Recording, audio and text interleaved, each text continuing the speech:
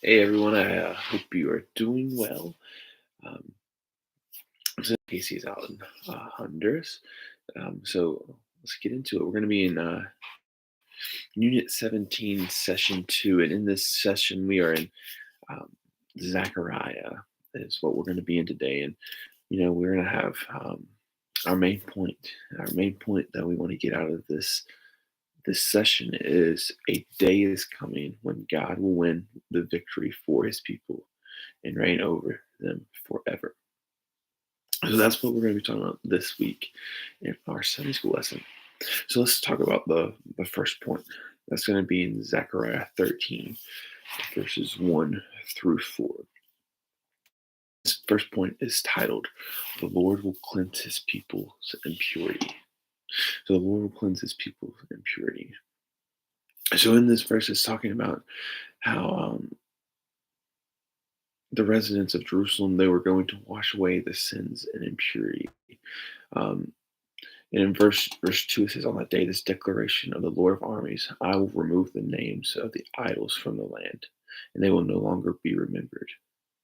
So he's talking about first, it's talking about um, removing their idols. And so what we need to ask kids are, what are idols? What are idols?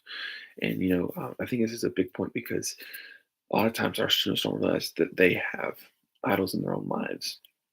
And so basically, an idol is anything in our lives that we value more than we value God.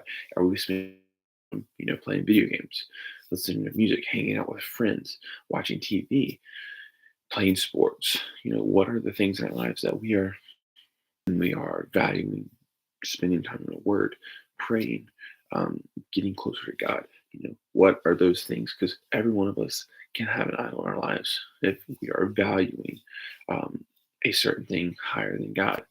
You know, Sometimes our students will think, you know, an idol is something we bow down and we are worshiping and we are praising, and that is like our God.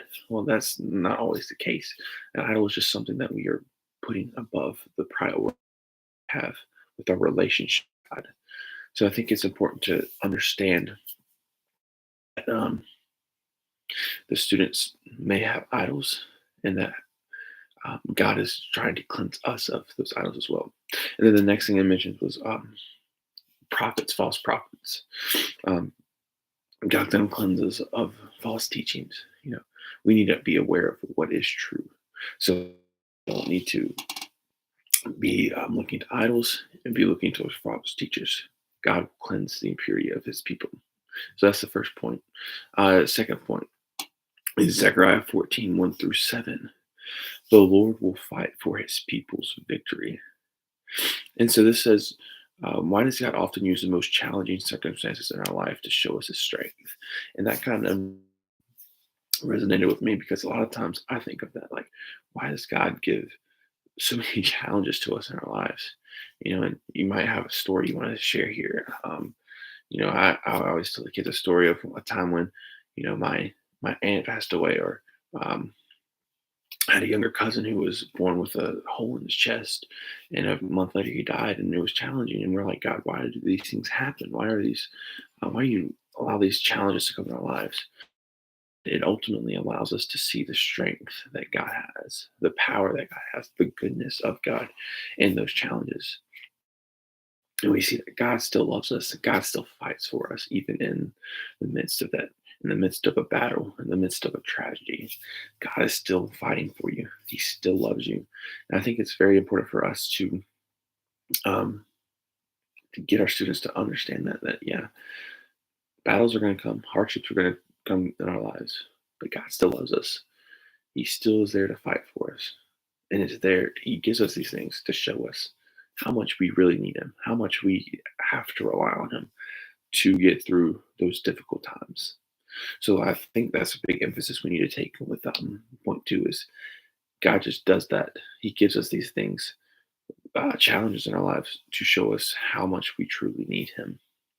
And then our last point is Zechariah 14, 8 through 11, which is the Lord will provide his people security.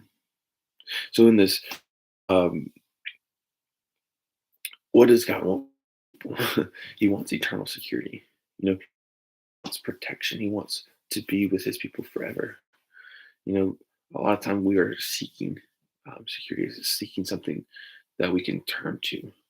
And the good news is God is providing that for his people. He's providing them somewhere safe. But not only that, eternally, there's eternal security in God.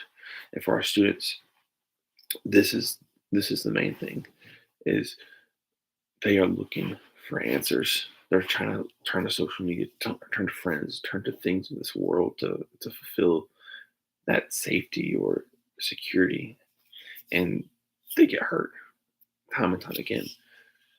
So the main point we need to drive home with this is when you turn to God, when you have that relationship with God, that security you are seeking will never leave you. It is eternal. You are safe with God, and you are safe here on this earth. And when you pass away, you have eternal security.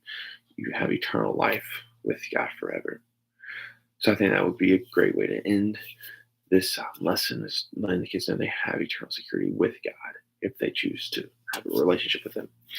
So that's the lesson for this coming Sunday. So I hope you guys have a great rest of your week and look forward to seeing you Sunday. Thank you.